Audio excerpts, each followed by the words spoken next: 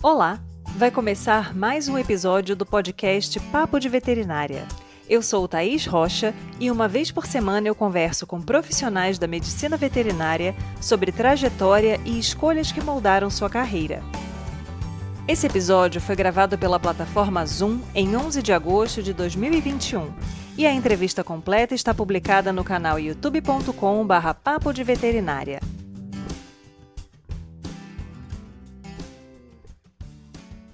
Ainda sem saber o quão ampla a profissão era, André Medeiros teve contato no final da graduação com a área de tecnologia de pescado e encontrou nela seu nicho de atuação. No papo de hoje, eu te convido a conhecer um pouco mais sobre a trajetória do André e sobre seu trabalho como docente e extensionista da Fundação Instituto de Pesca do Estado do Rio de Janeiro, a FIPERJ. Então, seja muito bem-vindo. Muito obrigada por aceitar nosso convite. Olá a todos, todas e todos. É um prazer estar aqui com vocês. Obrigado, Thaís, pelo convite, pela participação. Estou muito grato. André, eu queria que você começasse contando como foi esse seu direcionamento para atuar na área de piscicultura.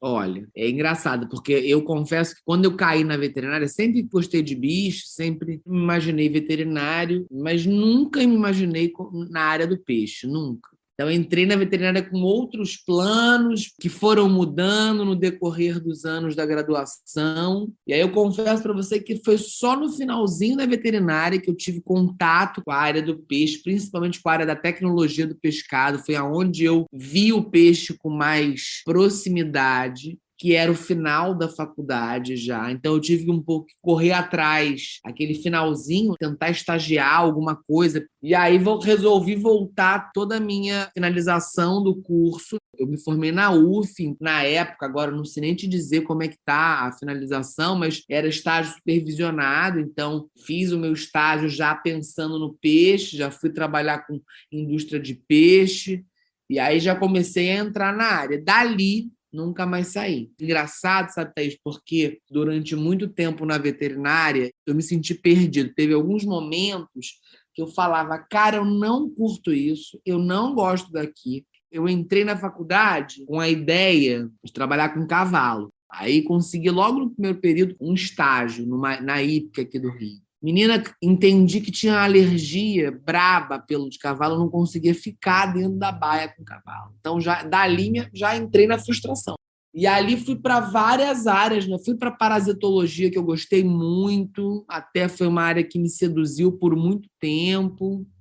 Fui tentar a clínica de pequenos, não era a minha área. Teve um momento na faculdade que eu falei, meu Deus, estou no 8º período e eu não tenho ideia o que eu quero. Que até agora, o que eu já fui, eu não quero. E aí, o que eu acho que é importante que o aluno da veterinária entenda é que a veterinária é enorme. São muitas possibilidades dentro da veterinária. Não é só aquele arroz com feijão que o pessoal conhece da veterinária, é muito mais. Eu brinco hoje em dia, Thaís, que eu sou veterinário de peixe. Quer falar de outra espécie? Não é comigo. Eu falo de peixe, peixe eu falo. Agora o resto, eu vou pedir ajuda. É exatamente essa questão, né? Da gente tentar também desmistificar um pouco essa imagem que as pessoas têm da nossa profissão, que acaba sendo muito limitada. Acha que se você não trabalha com cachorro, gato, cavalo, vaca, você não trabalha com nada. Você não é veterinário, você é qualquer outra coisa. E essa história que você relatou, ela é bem frequente entre os alunos, de ter aquela sensação de pânico no final do curso, de, às vezes, até conseguirem já identificar o que eles não querem, o que é super importante, mas também não fazer ideia do que eles querem. E essas disciplinas que são oferecidas apenas no final do curso são uma oportunidade interessante, mas deixam aquela sensação de atraso. Só agora eu tive contato, como é que eu vou conseguir saber tudo que eu preciso para trabalhar nessa área se eu tenho 2 períodos para descobrir? Jamais diria que o que eu aprendi, né, nas outras áreas não foi importante, foi super, mas a verdade é o que eu uso hoje em dia na minha prática é o peixe. Então, até te digo que pouco lembro de algumas coisas, algumas práticas que ficaram até talvez obsoletas aí com o tempo, mudaram e tudo mais, e eu não estou nem por dentro. Mas realmente, o que eu digo muito para o aluno da veterinária, sabe, Thaís, assim, que esteja aberto.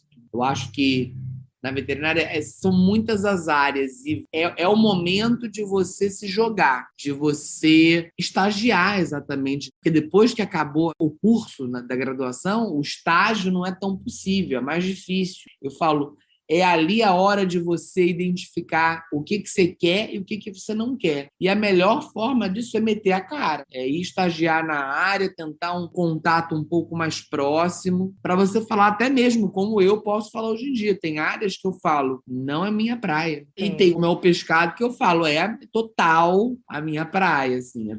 E pensando nessa área de tecnologia de alimentos, a gente sabe que tem aquele perfil de cada área. Dentro da tecnologia de alimentos tem assim, quem trabalha com carne se acha melhor do que quem trabalha com leite. Quem trabalha com pescado é assim assado, ou não. Porque a gente sabe que, né, entre clínica e cirurgia tem uma rixazinha na reprodução. Nessa área de tecnologia também tem isso?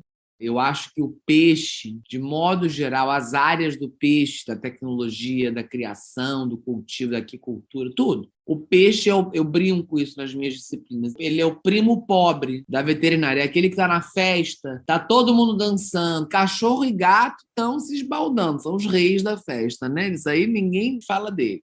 Matar o boi, tá todo mundo. O peixe está ali sentadinho, sozinho, triste, no cantinho, sabe? Eu acho que muitas vezes o veterinário não identifica mesmo o peixe como uma possibilidade de um animal.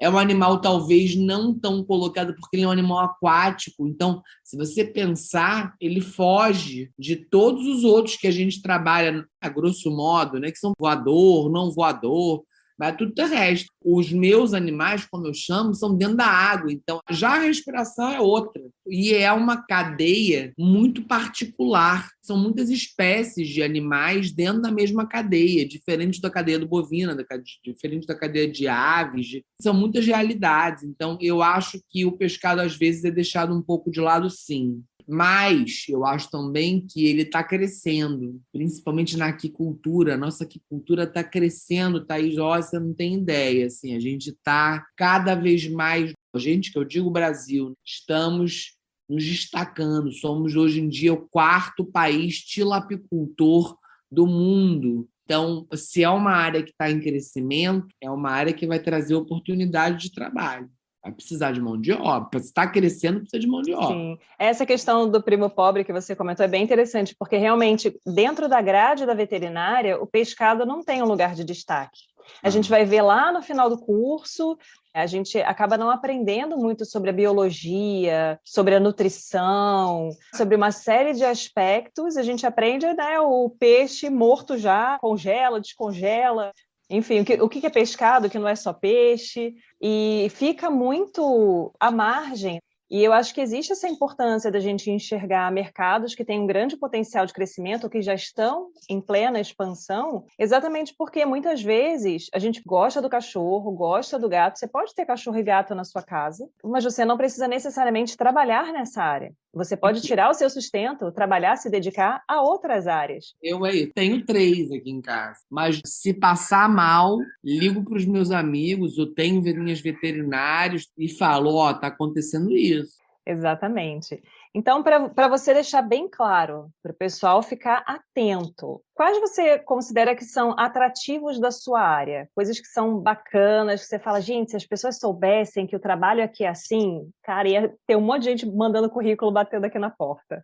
Eu acho assim, Thaís, que a gente tem que pensar que o pescado, de modo geral, é uma classe maior que o peixe, não é só o peixe. A gente, quando fala de pescado, a gente fala de crustáceos, fala dos moluscos, fala dos répteis, outros vários organismos aquáticos que são usados para consumo humano. Então, a gente fala de uma área vasta.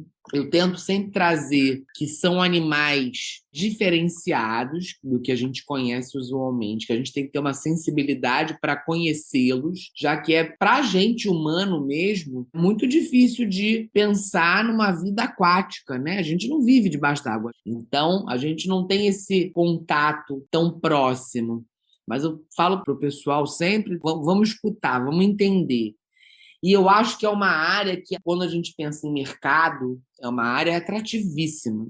está em ascensão. A FAO, que é aquele braço da ONU, trabalha ali com alimentação mundial, falando de regrativos e tudo mais. A FAO ela aponta que a aquicultura é a atividade agropecuária atualmente que consegue crescer junto com o crescimento populacional em relação à proteína animal. Olha só a importância do negócio.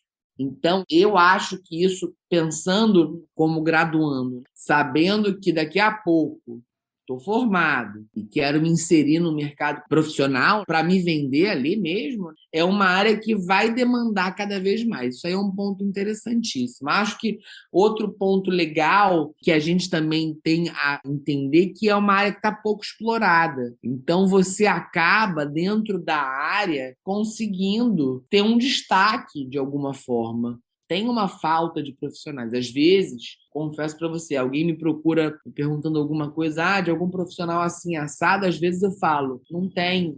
E eu estou na área, eu conheço gente. Agora, garanto que em outras áreas você fala, preciso de não sei o quê. Peraí, eu já passei para você, sabe?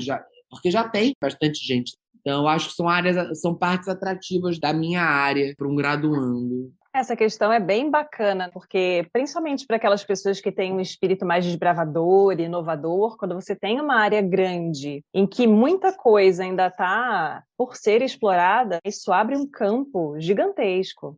E até eu te aponto uma coisa em cima do que você falou agora, é uma área que ainda tem muita demanda de pesquisa, é o que eu falei antes, é uma área. Quando a gente pensa em aquicultura, na parte de produção, Brasil, tem muito peixe nativo nosso que precisa de ser estudado mais e mais para ganhar notoriedade no mercado. Porque alguns determinados peixes mais bem conceituados, já bem colocados aí como ranking de comercialização, tilápia, tem vários estudos em cima da tilápia, vários estudos em cima do salmão. Agora tem peixe nativo nosso para ser desbravado mesmo, com muito rendimento de carcaça, e que a gente poderia inserir cada vez mais no mercado, abrir mercado para o nosso produtor, né, aquicultor. Então a gente ajuda a cadeia a acontecer.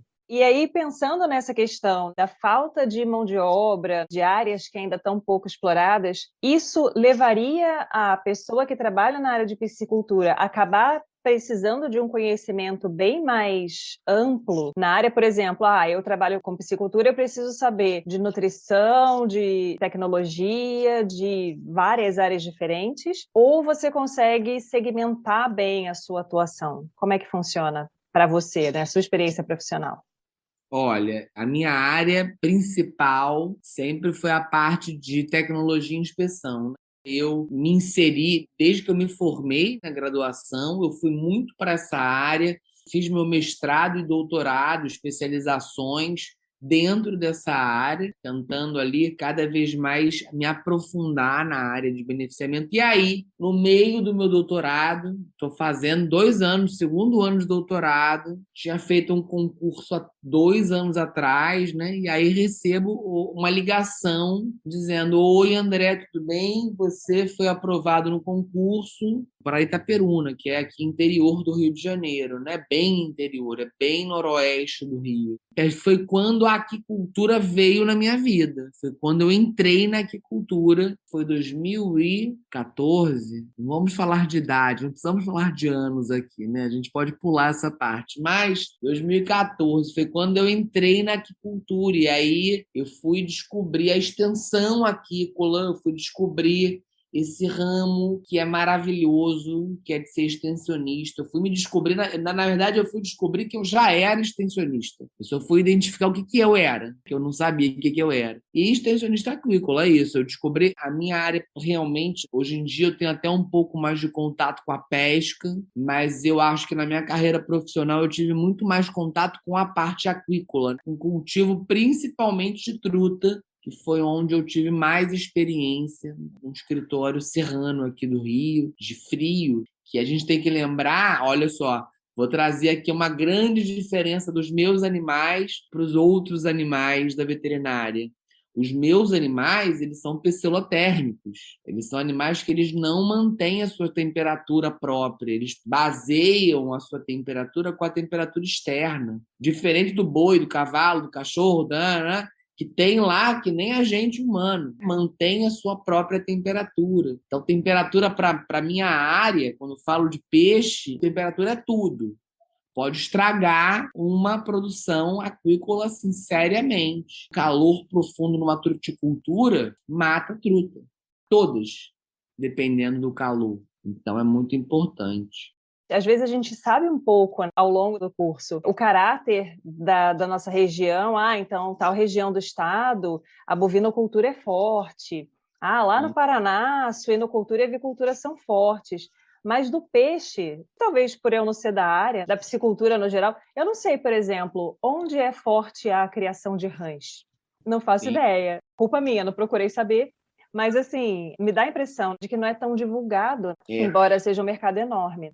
Sim, sim. Uma realidade que eu pessoalmente, profissionalmente falo muito sempre em sala de aula é que eu sou o professor que vai trazer tudo isso. E às vezes eu não consigo, porque eu tenho carga horária para cumprir, né? Então, eu não posso falar tudo que eu quero falar. São muitos organismos diferentes entre si, anatomicamente, morfologicamente. Eu não consigo, não tenho tempo. Então, acho que às vezes, e peço isso nos cursos que eu dou aula, eventualmente para incluir o peixe, pelo menos o peixe, apresentá-lo em outras disciplinas, para já se criar um hábito no aluno da veterinária de ouvir falar do peixe. Tem peixe na história. Peixe também faz parte. Eu, particularmente, na minha graduação, eu te confesso que eu ouvi falar de peixe na disciplina de aquicultura, que eu tive, uma disciplina ótima, com o professor Renato Clapp, excelente. Nele e na tecnologia do pescado. Foram os 2 momentos que eu ouvi falar peixe. Isso na minha época. Por exemplo, na minha época, eu tive aula de parasitologia, não ouvi falar de anisakis, não ouvi falar de Philobotryum, que são 2 parasitas enormes no peixe, zoonóticos. Então, hoje em dia, está aí sendo super comentado. Mas, na minha época, nem tchum, sabe? Então, eu acho que até isso já mudou um pouco, sabe? Pelo menos isso nas faculdades que eu dou aula, eu vejo já isso um pouco. Mas também eu fui atrás, pedi para eles, vamos inserir um pouquinho de peixe aí na história? Sim, na minha graduação também não tive. Anatomia, se você me apresentar um peixe aberto, eu falo assim, nomeie as estruturas. Eu não sei. A gente vê a ave, vê mamíferos. Algumas faculdades agora, por conta da força que a cadeira de animais selvagens está ganhando cada vez mais, vê répteis, uma tartaruga, vê um anfíbio, mas peixe realmente a gente passa muito longe, assim. E é interessante porque eu tive um papo com a Juliana Venturim, que trabalha com peixes ornamentais. Olha, e ela falou que, assim, entrou na faculdade querendo trabalhar nessa área, e todo mundo olhava para ela e falava, nossa, coitada, vai morrer de fome, né? É isso, Vai morrer de maluco. fome. É isso. E aí você tem que realmente, quando você já ingressa no curso com esse foco, você precisa tentar ver o que é que você vai conseguir aproveitar de todas aquelas disciplinas que, biologicamente, aquelas espécies estão muito distantes da espécie que você quer trabalhar, né? Ou das espécies que você vai trabalhar. Inclusive, da colega Juliana, que você acabou de citar, olha só que loucura. Saiu recentemente um documento do Ministério apontando qual foi o animal mais comercializado de pet da pandemia. O peixe ornamental. E aí eu te falo, olha a importância disso, olha esse dado. Se os peixes ornamentais foram os mais comercializados, teoricamente eles vão precisar de quê? De um médico veterinário. Exatamente. E a gente não tem muito essa cultura. Eu acho que muito por não ter esse direcionamento durante o curso, às vezes médicos veterinários que não são habituados, às vezes, né? Na pandemia comprei aqui um aquáriozinho para me distrair, sei lá, ou gosto, acho bonito. Às vezes, quando o peixe fica doente, não pensam em levar para um atendimento de um médico veterinário. Então, isso é uma questão muito importante, assim, chamar a atenção, porque é mercado que está ficando de lado. Agora, aí tem também um ponto que é importante citar, que, infelizmente, muitos clientes, muitos pais de peixe eventualmente visualizam um peixe como algo muito barato. Então, tá com um probleminha, compra outro. E não é bem assim, né? É um animal como qualquer outro que também tem todo o seu lado ali de bem-estar animal a ser pensado. Isso é muito importante da gente tentar modificar hoje em dia. E o legal que eu tenho visto na área é que está sendo modificado. Eu tenho visto cada vez mais colegas atuando na clínica de peixe. Aí eu piro, né? Que era uma área que eu acho que talvez eu gostaria de ter seguido na minha vida, mas não segui. De cirurgia de peixe, eu piro, adoro. Tem alguns Instagrams e tal que mostram essa vivência. Pô, muito bacana, muito bacana. E assim, a medicina veterinária, a gente passa por vários momentos em que a gente tem embates com outras profissões. Então, na área de alimentos, às vezes fica aquela briga, isso é do engenheiro de alimentos, não, isso é da nutrição, não, isso é da veterinária, não, isso é de sei lá de onde. E a gente tem áreas que ninguém pega, gente. Por que o veterinário não abraça? Por que as pessoas não direcionam os esforços para essas áreas que têm um potencial enorme e são mercados importantes? Claro, né? a demanda está sendo solicitada, está sendo falado, a gente precisa de gente trabalhando nisso. Exatamente. E vamos fazer um contraponto aqui. Quais você acha que são pontos ruins, difíceis, complicados da sua área de atuação? Pontos ruins, vamos lá. Eu vejo como dificuldade no pescado existe uma coisa cultural muito enraizada.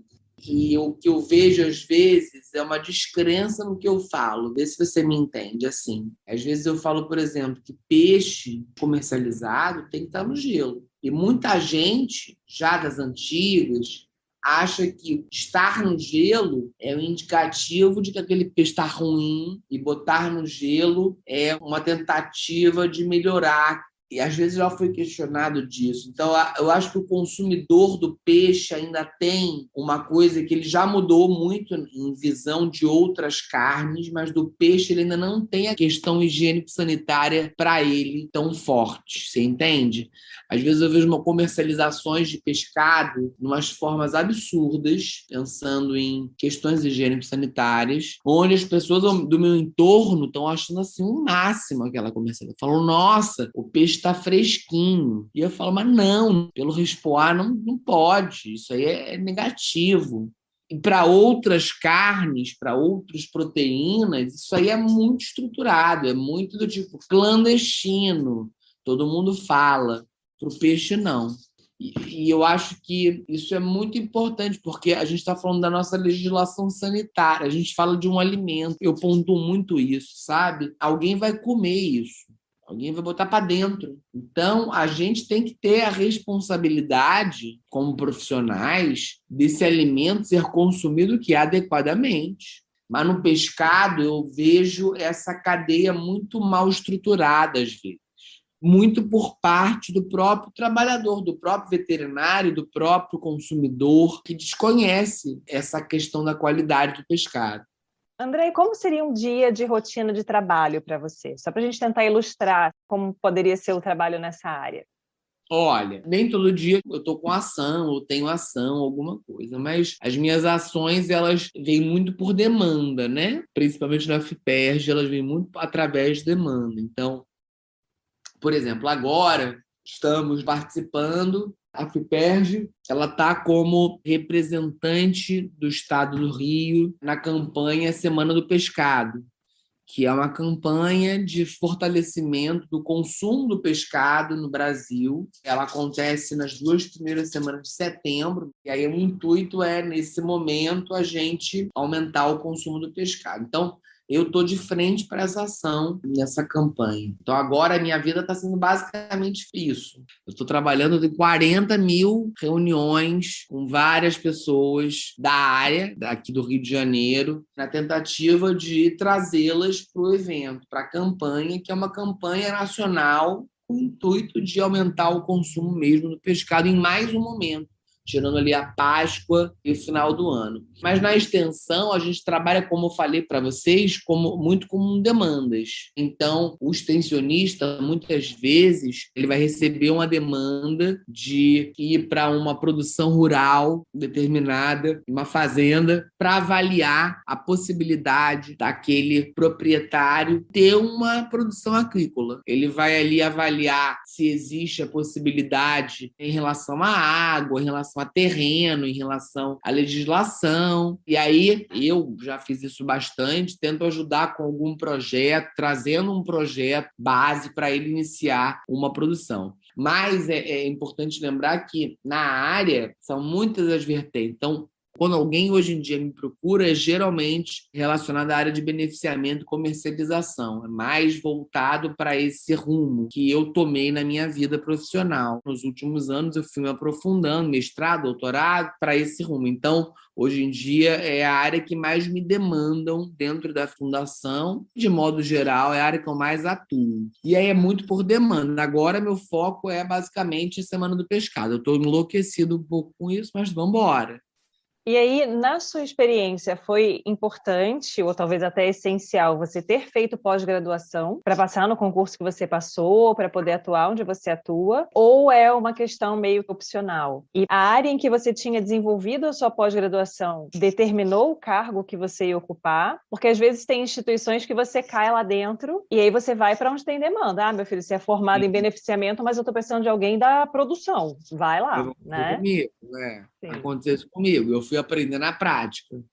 A aquicultura, eu fui lidar com a aquicultura totalmente na prática, porque eu era do beneficiamento, me especializei cada vez mais e no meio do doutorado fui enfiado na extensão aquícola, que era produção de peixe. Falei, meu Deus, não conheço tanto disso. E aí fui correr atrás. Eu acho que todos nós, a gente tem que estar aberto, né, às situações da vida. A vida, ela vem, às vezes ela te traz uma novidade que a gente fala, opa, vamos entrar aqui. Mas para entrar eu preciso conhecer muito mais disso. Então, acho que isso foi um pouco da minha experiência, sim, sabe? Assim, eu não estava preparado para ser extensionista e fui ser. Na prática, que eu acho que é o que o aluno tem que entender, que na faculdade, de modo geral, a gente tem direcionamentos, mas a gente não tem aprofundamentos. Os aprofundamentos vêm depois. Não tem como, em 5 anos de graduação, abordar tudo que é necessário para ser abordado, para você ser um profissional de uma tal área. Não tem como.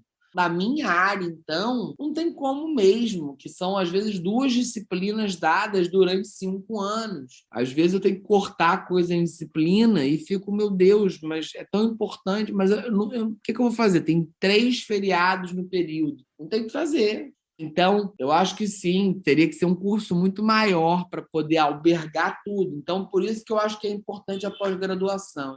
Quando a gente pode entrar numa pós, e aí cada um vai ter sua vertente. Tem gente que quer área acadêmica, então vai para mestrado, para doutorado.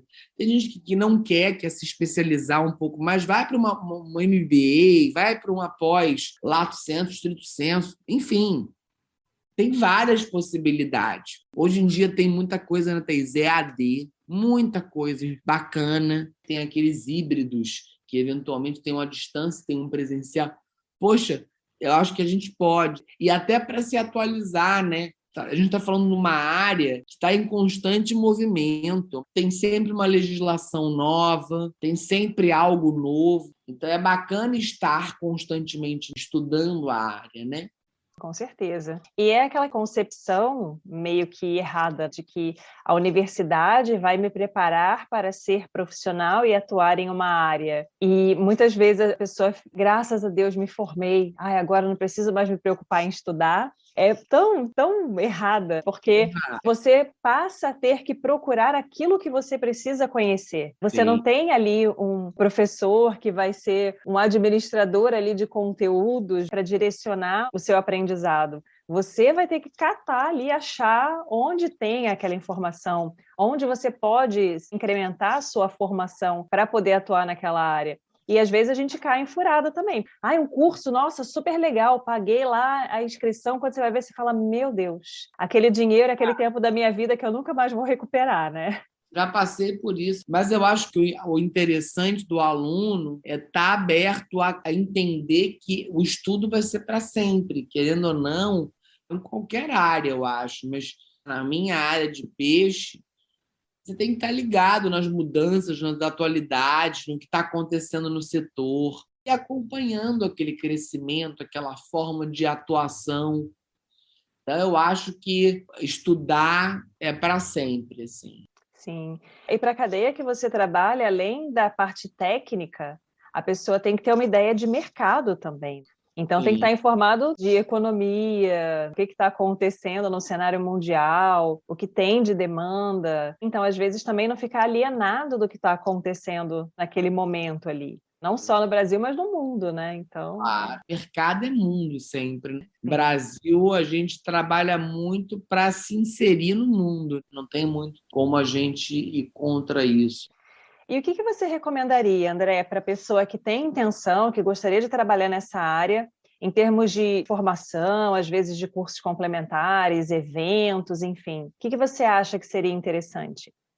Olha, hoje em dia, essa pandemia ela veio e ela trouxe possibilidades da gente se aproximar, que já existiam, mas a gente não usava. Então, o que eu sempre falo para aluno meu? Antigamente, por exemplo, eu queria ver uma palestra sua, você estava aí em Vila Velha, o que eu tinha que fazer? Eu tinha que comprar minha passagem, eu tinha que pagar uma hospedagem, talvez pagar um curso que você ia dar, ou uma palestra, um congresso. Agora, eu consigo ver tudo da minha aqui, eu estou na minha sala. Você está aí no Espírito Santo, eu estou no Rio de Janeiro e a gente está conversando. Essa conversa antigamente não se daria. Ou eu teria que estar aí ou você teria que estar aqui. Então, o que eu acho que nesse momento o aluno pode buscar, a informação ela ficou um pouco mais facilitada e informação assim, de grande qualidade. E a gente tem esse acesso fácil a essas palestras, essa informação. Então, eu acho que o aluno, hoje em dia, ele pode tentar buscar essa informação com muito mais facilidade, muito menos gasto. Eu acho também que networking é tudo na vida. Então, se possível, conversa, busca, pergunta. Estou com dúvida, queria saber mais. Busca, porque às vezes o network lá na frente vai ser tão bacana na vida dos futuros profissionais. Pessoas que vão trabalhar, às vezes vão lembrar de você em algum projeto, vão te pedir ajuda em alguma outra demanda. Então, eu acho que é muito importante. Network, sozinho, a gente não vai longe. São raras as exceções. Adorei esse bate-papo, é muito interessante conhecer sobre a sua área. Como eu falei, eu também passei por essa graduação toda, totalmente dissociada ali da aquicultura, da piscicultura, vi a tecnologia, valeu, tecnologia, e é muito bacana a gente saber como é um mercado grande, com potencial de crescer ainda mais, e que a gente chame atenção para que as pessoas enxerguem como uma área importante, interessante e que emprega aí muitos médicos veterinários. Então, muito obrigada. Sigo aqui à disposição. Qualquer um, se você puder, pode passar meu e-mail, pode passar Instagram. E o que eu gostaria de pedir aqui para os alunos que vão escutar a gente é estejam abertos. Acho que a medicina veterinária ela tem muito a trazer e, às vezes, a gente, por um lugar de entrar assim, fechado, a gente não vê as outras oportunidades que existem, né? Os outros campos que existem ali dentro. Então, estejam abertos, o que vocês precisarem, quer conversar, não sei, pode mandar mensagem, fiquem à vontade. Agradeço muito o convite, professora. Um prazer estar aqui com vocês, viu? Muito bacana esse nosso bate-papo. Muito obrigada. Este foi o Papo de Veterinária. Obrigada por ficar conosco até aqui. E não esqueça de compartilhar com seus colegas que também gostariam de saber mais sobre a profissão. Toda quarta-feira temos vídeos novos no youtube.com/papo de veterinária. E às segundas-feiras estarei aqui com vocês para mais um episódio. Até lá!